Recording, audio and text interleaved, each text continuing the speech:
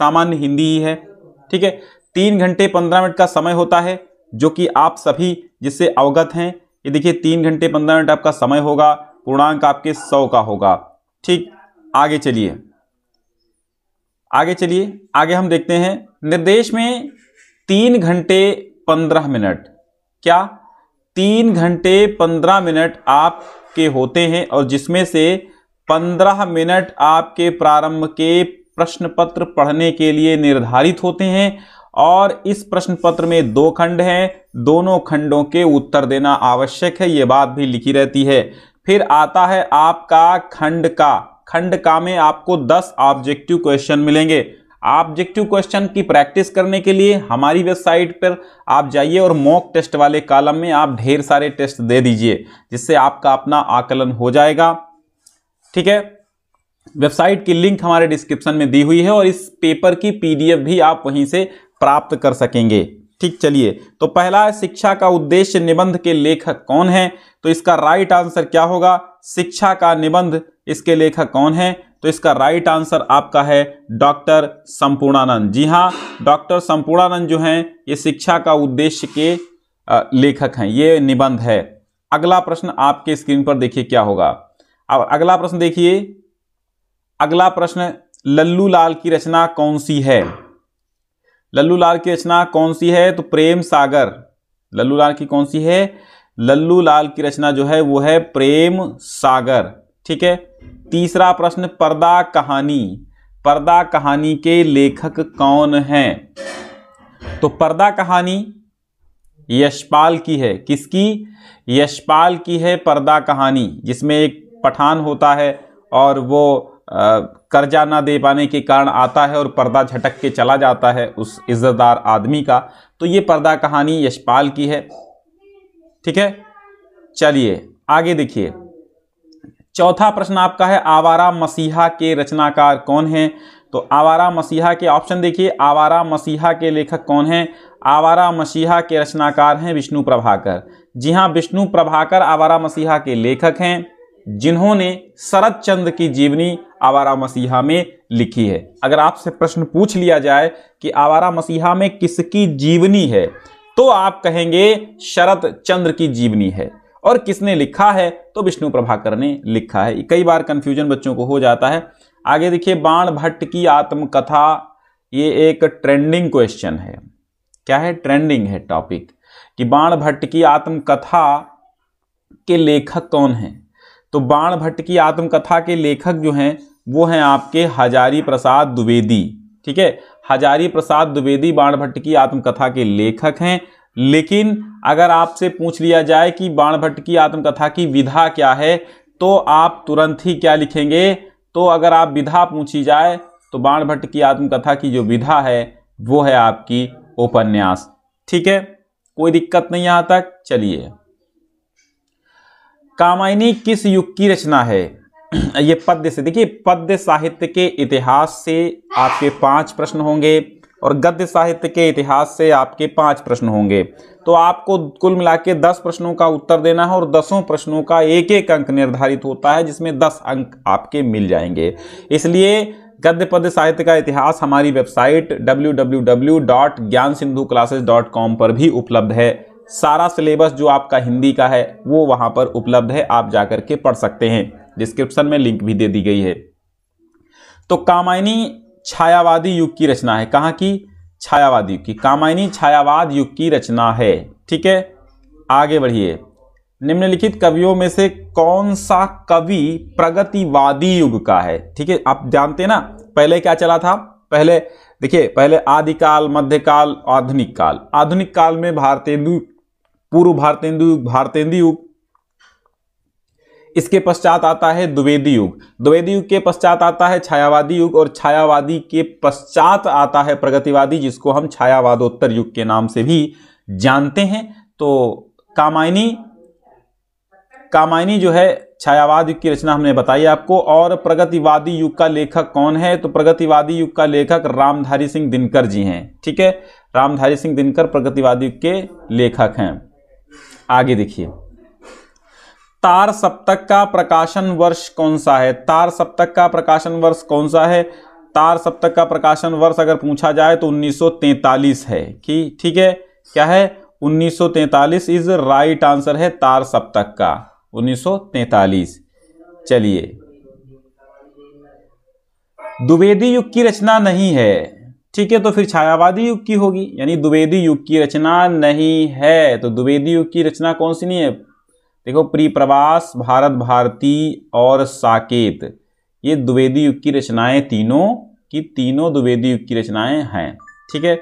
लेकिन जो आपका ये कामायनी है, कामायनी आपका राइट आंसर है, कामायनी राइट आंसर है। कामायनी जो है वो द्विवेदी युग की रचना नहीं है, बाकी सब द्विवेदी युग की रचनाएं हैं, ठीक है। तो राइट आंसर आपका कहां जाएगा?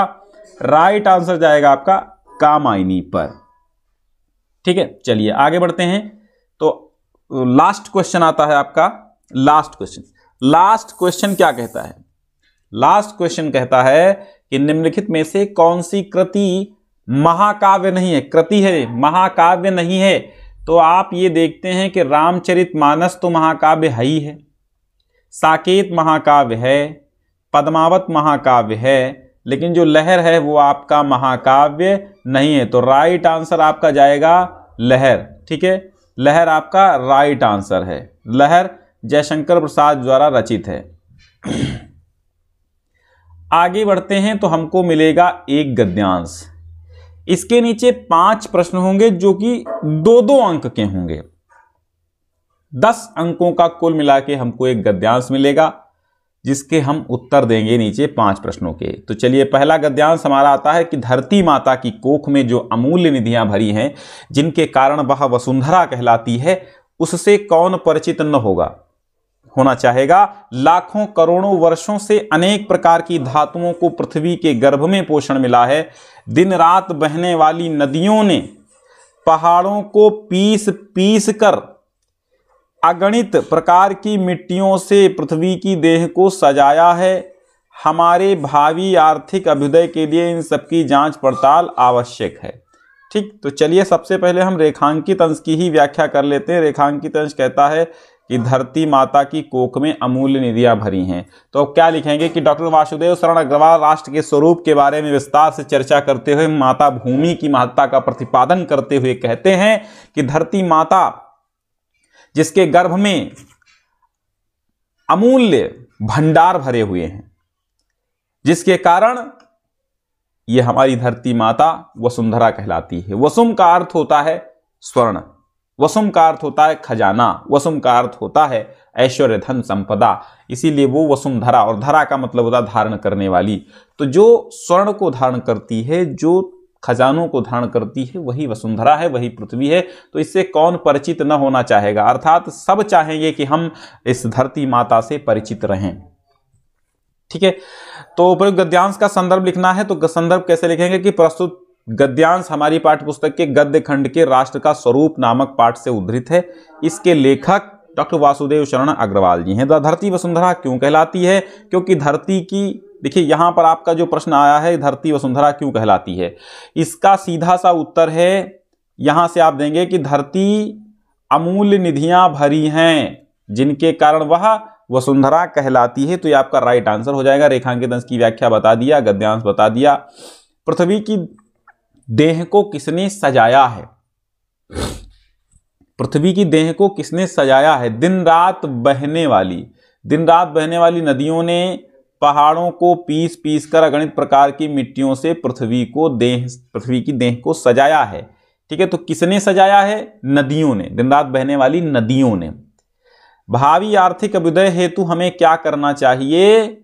जांच पड़ताल करना चाहिए, जांच पड़ताल करना चाहिए, ठीक है। तो ये आपका अपना इतना हो गया, ठीक है।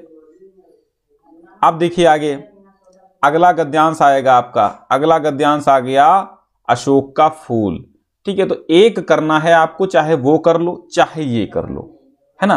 अपन को तो एक करना है ना, तो चाहे ये करो चाहे वो करो, कोई दिक्कत नहीं है। अशोक का फूल उसी मस्ती में हंस रहा है, पुराने चित्र से इसे देखने वाला उदास होता है। अब आप देखिए उपर्युक्त गद्यांश का संदर्भ लिखिए।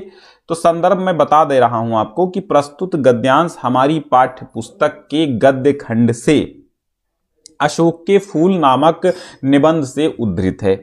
इसके लेखक या इसके रचनाकार या इसके लिखने वाले डॉक्टर हजारी प्रसाद द्विवेदी जी हैं।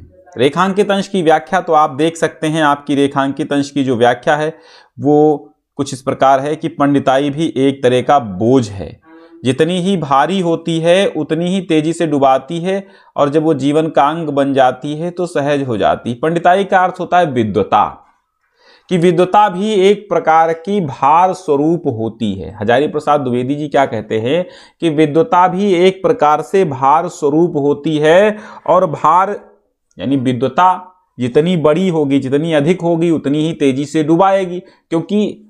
क्योंकि आप देखिए, विद्वता आप ज्यादा विद्वान हो जाएंगे तब भी दिक्कत है। तो जब वो जीवन का अंग बन जाती है तो सरल हो जाती है विद्वता, बोझ नहीं रहती है। ठीक है, जैसे आप खाना खाते वक्त मंत्रोच्चारण स्टार्ट करते हैं तो पहले आप विद्वान हो गए, मान लो आपको मंत्र याद हो गया, विद्वान हो गया आप। खाने से पहले तुरंत हमको मंत्रोच्चारण करना है, ठीक है, सहनौ भुनक्तु वाला। तो आप क्या करेंगे, शुरुआत में तो आपको दिक्कत है, लेकिन बाद में वही सहज बन जाएगा। जैसे ही आपके सामने खाना आएगा मंत्र बोल देंगे। तो ये एक प्रकार का बोझ होती है पंडिताई, लेकिन वो जब जीवन का हिस्सा बन जाती है तो वो सरल बन जाती है, कोई दिक्कत नहीं रहती है। लेखक क्यों कहता है कि उदास होना बेकार है? लेखक क्यों कहता है कि उदास होना बेकार है? ठीक है, अपने ढंग से उदास होना बेकार है। लेखक कहता है कि प्रत्येक व्यक्ति को मस्ती में रहना चाहिए। जिस प्रकार अशोक मस्ती में घूम रहा है, झूम रहा है, वो उस उदास अवस्था में भी क्या रहता है, मस्ती में डूबा रहता है। इसलिए अपने ढंग से उसने मस्ती की, तो अपने ढंग से हम सभी को मस्ती करना चाहिए, लेकिन उदास नहीं होना चाहिए। गद्यांश का भाव स्पष्ट कीजिए। ठीक है, गद्यांश की भाषा शैली की विशेषताएं बताइए। चलिए तो आगे देखते हैं कि ये अब क्या आ गया। आगे जो आया है वो है आपका पद्यांश। पद्यांश देखिए, पद्यांश पढ़ना है आपको, और पद्यांश के बाद आपको उसके नीचे लिखे गए प्रश्नों के उत्तर देना है।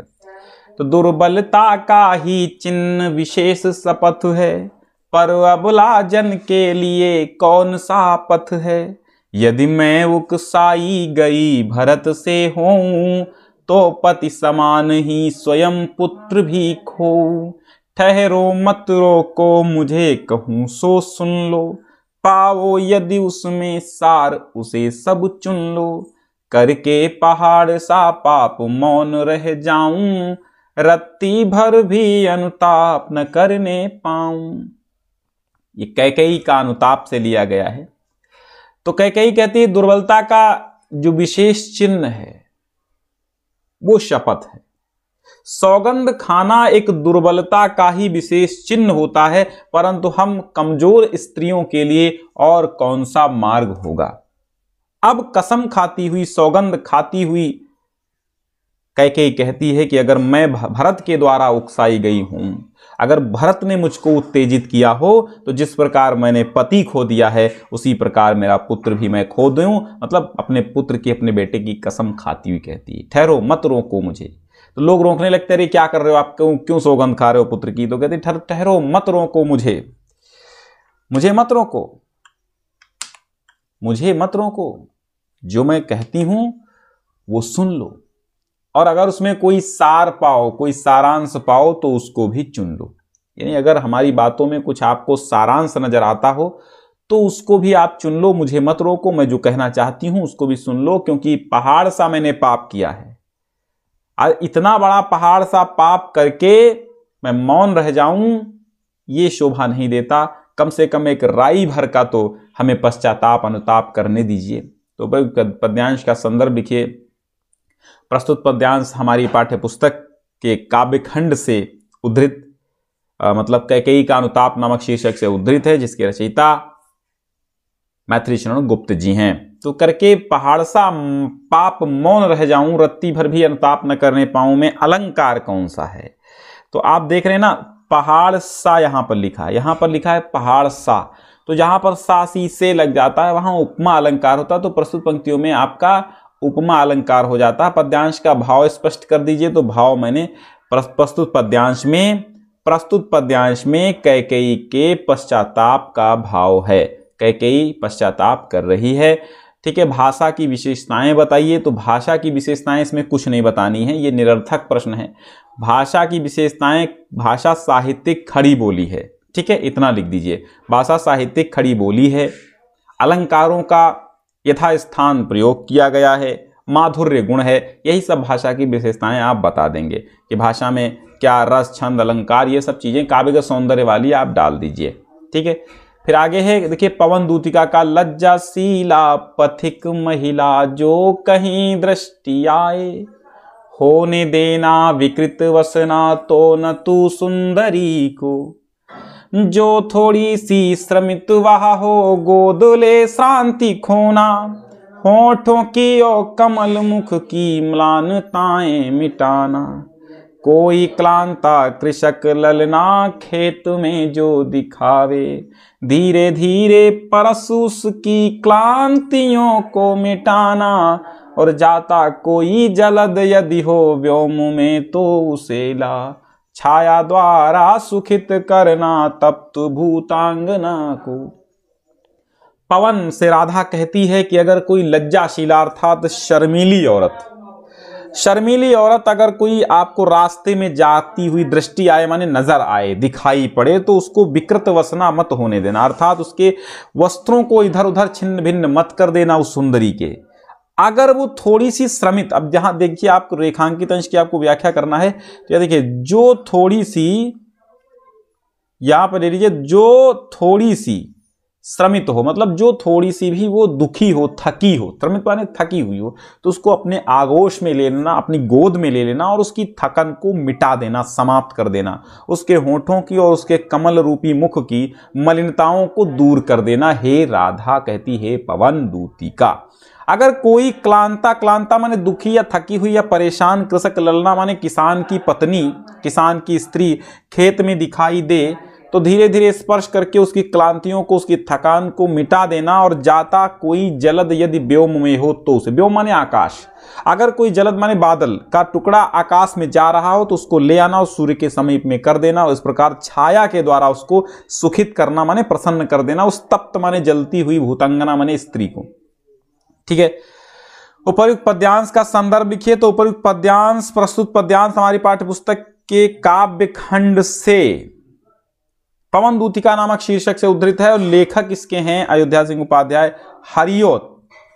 रेखांकित अंश की व्याख्या बता दी ऊपर हमने। और लज्जाशीला पथिक महिला के विषय में क्या कहती है कि लज्जाशीला पथिक महिला अगर आपको रास्ते में दिखे तो उसे विकृत वसना मत होने देना। होठों के और कमल मुख में कौन सा अलंकार है? होठों की कमल मुख में रूपक अलंकार आपका हो गया है। ठीक है, आगे देखिए, जलद और कृषक ललना का अर्थ बताइए। तो जलद का अर्थ होता है बादल और कृषक ललना का होता है किसान की स्त्री, है ना।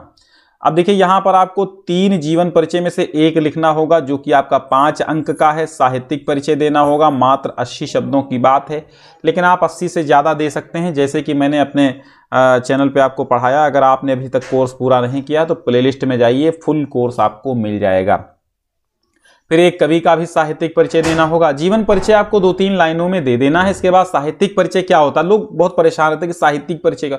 साहित्यिक परिचय में लेखक ने अपने जीवन काल में क्या किया, लेखक ने कितनी रचनाएं लिखी, कौन सी पत्र पत्रिका का संपादन किया, कौन से विश्वविद्यालय में वो मास्टर रहे, अध्यापक रहे, प्रोफेसर रहे, या कहां पर शोध किया, कहां पर वैज्ञानिक थे, ये सब चीजें, और कितनी डिग्रियां उनके पास, कौन कौन से अवार्ड पाए, ये सब साहित्यिक परिचय होता है। और बाद में कृतियां लिख देते हैं 2 अंकों की। ठीक है, चलिए। बहादुर पंचलाइट कहानी के उद्देश्य पर प्रकाश डालना है, ध्रुव यात्रा कहानी की कथा वस्तु लिखना है, सब चीजें करवा चुके हैं। और फिर आपका खंडकाव्य आएगा। खंडकाव्य में आपके जिले में जो चलता हो उस हिसाब से आपको कर देना है। और फिर आगे देखिए खंडखा में आइए, और खंडखा में हमको दिखाई देता है, क्या दिखाई देता है, संस्कृत गद्यांश और संस्कृत पद्यांश। तो संस्कृत गद्यांश में आपको संस्कृत का हिंदी में अनुवाद करना होगा संदर्भ के साथ। संदर्भ 2 अंकों का आपको दिखाई दे रहा होगा, 2 अंक यहाँ छपे हैं, यानी संदर्भ लिखेंगे 2 अंक पाएंगे। अनुवाद सही होगा तो 5 अंक पाएंगे, तो कुल मिला के 7 अंक आपके हो जाएंगे। ठीक है, तो अब देखिए, महामना विद्वान वक्ता धार्मिको नेता पटुः पत्रकारः च आसीत्। तो महामना माने महामना मालवीय विद्वान वक्ता, वक्ता माने व्याख्याता, प्रवक्ता, बोलने वाले, लेक्चरर।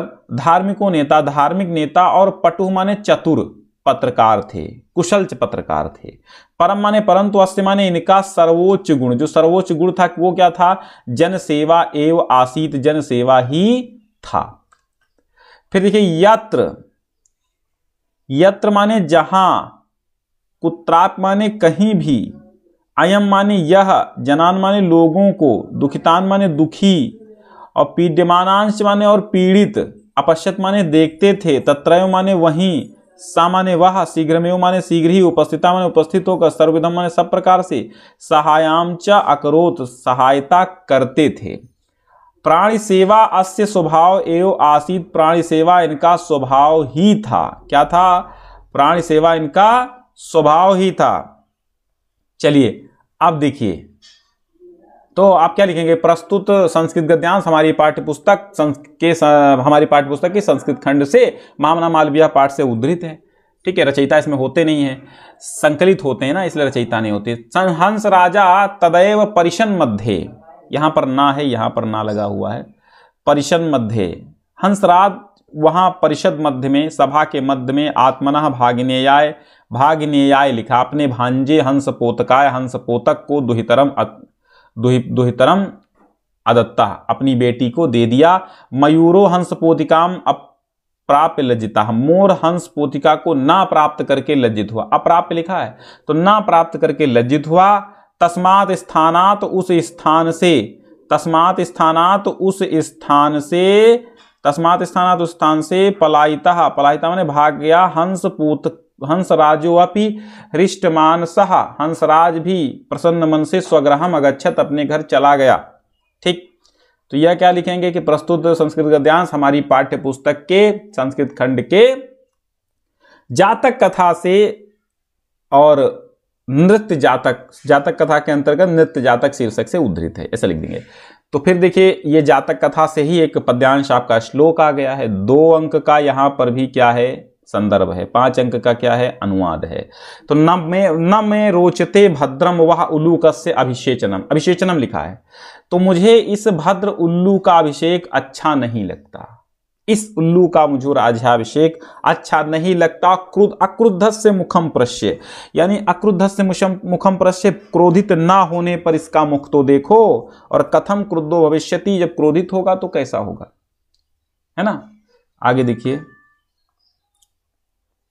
परोक्षे कार्य हंतारम प्रत्यक्षे प्रियवादिना, परोक्षे माने पीठ पीछे, कार्य माने काम को, हंतारम माने बिगाड़ने वाले, और प्रत्यक्षे माने सामने, प्रियवादिनम माने प्रिय बोलने वाले। वर्जयेत, त्याग देना चाहिए। तादृशम मित्रम, ऐसे मित्रों को, विषकुंभम पयोमुखम, ये ऐसे मित्र विषकुंभम, विष के भरे हुए घड़े के समान होते हैं, जिनके मुख में ही मात्र दूध होता है। ठीक है, चलिए फिर आपको देखिए, ये जो है आपके मुहावरे हैं, 2 मुहावरे आपको इसमें, 2 मुहावरे अथवा लोकोक्ति में से एक एक का अर्थ लिखना है। 2-4 में से आप कोई 2 कर दीजिए, कोई दिक्कत नहीं है। तो देखिए, घर का भेदी लंका ढाए, अपने ही गिराते हैं नशे मन पे बिजलियां, मतलब अपनों का, घर का भेदी लंका ढाए, अपनों का भेद खोल देना। ठीक है, संबंधी ही भेद खोल दे, उसे कहते हैं घर का भेदी लंका ढाए। आम के आम गुठलियों में दाम का अर्थ है दोहरा लाभ। दाल में काला होना, शंकाग्रस्त होना, घर की मुर्गी दाल बराबर, पास की वस्तु की अहमियत नहीं होती, पास की वस्तु की कम महत्ता। आगे देखिए, अब संधि विच्छेद करना, तथापि का तथा अप, ये वाला राइट आंसर आपका हो जाएगा। परमेश्वर का परम धन ईश्वर हो जाएगा। ठीक है, परम ईश्वर ये नहीं होगा, परम ईश्वर, तो इसका हो जाएगा परम ईश्वरः, परमेश्वरः। ठीक है, आगे देखिए, गायका का संधि विच्छेद क्या होगा? गायका का संधि विच्छेद क्या होगा? तो गए अका, ये हो जाएगा आपका गायका का संधि विच्छेद। आगे दिए गए शब्दों की विभक्ति और वचन पहचानना है। आत्मनः, आत्मनः में कौन सी विभक्ति है बताइए? तो आत्मा में आपको पंचमी विभक्ति, आत्मनः में क्या है? आत्मनः में आपकी पंचमी विभक्ति एक वचन है, और नाम नाम नाम नाम में क्या है, नाम नाम में षष्ठी बहुवचन होगा। क्या, षष्ठी बहुवचन, सी राइट आंसर हो जाएगा। ठीक है, आगे देखिए 11 में युग्मों का सही अर्थ पहचानना है आपको। तो देखिए वसन और व्यसन, वसन का अर्थ होता है वस्त्र और व्यसन का अर्थ होता है आदत। तो ये वाला राइट आंसर हो जाए। अंबुज का मतलब कमल और अंबुद का मतलब बादल, कमर और बादल हो जाएगा। निम्नलिखित में से किसी एक शब्द के दो अर्थ आप लिखिए। तो देखिए अंबर, अंबर के दो अर्थ होते हैं। अंबर का एक अर्थ तो होता है क्या, अंबर माने वस्त्र हो जाएगा। एक आपका अर्थ हो जाएगा आपका आकाश हो जाएगा। विधि के दो अर्थ देखिए, विधि का एक अर्थ होता है ब्रह्मा, दूसरा अर्थ होता है कानून और तीसरा अर्थ होता है नियम, चौथा होता है तरीका। नाग का अर्थ होता है सांप, नाग का अर्थ होता है हाथी। ठीक है, नाग का अर्थ नगीना। तो तमाम अर्थों में आप ले सकते हैं। फिर वाक्यांश के, जो आंखों के सामने हो, जो आंखों के सामने हो तो उसको क्या कहते हैं, जो आंखों के सामने हो उसको कहते हैं प्रत्यक्ष। क्या कहते हैं, प्रत्यक्ष। ठीक है, जानने की इच्छा जिज्ञासु, जानने की इच्छा को क्या कहते हैं, जिज्ञासु। आगे देखिए, देखिए आपको वर्तनी शुद्धिकरण करना है। यहां पर देखिए तुम तो कुर्सी पर बैठे हैं, बैठे हैं नहीं बैठे हो, तो यहां है की जगह हो लगाइए। क्या लगाएंगे, हैं की जगह हो लगाओ। ठीक है, हैं यहां गलत है। इस सरोवर में अनेकों, अनेकों को हटाइए, अनेकों जो होता है इसका अनेक कर दीजिए। कब सम्मेलन में कवयित्री, देखिए कवयित्री नहीं होता है, कवयित्री नहीं होता है, कवयित्री होता है। वा में छोटी की मात्रा हटा दीजिए, बस राइट हो जाएगा। कृपया, कृपया अनुमोदन करने की कृपा करें, तो कृपया को हटाइए, कृपया को हटाइए। कृपया को जब हटाएंगे तभी आपका अनुमोदन करने की कृपा करें, मात्र इतना ही आपका राइट आंसर हो जाएगा। वीर अथवा हास्य रस का स्थायी भाव उदाहरण सहित लिखिए। तो मैं आपको रस छंद अलंकार बहुत बार पढ़ा चुका हूं। ठीक है, तो आज ही मैं नहीं बताऊंगा। आगे देखिए, बैंक में खाता खोलने के लिए प्रबंधक को आप आवेदन पत्र लिखेंगे। शहर में फैली संक्रामक बीमारी के जिला अधिकारी को आप पत्र लिखेंगे।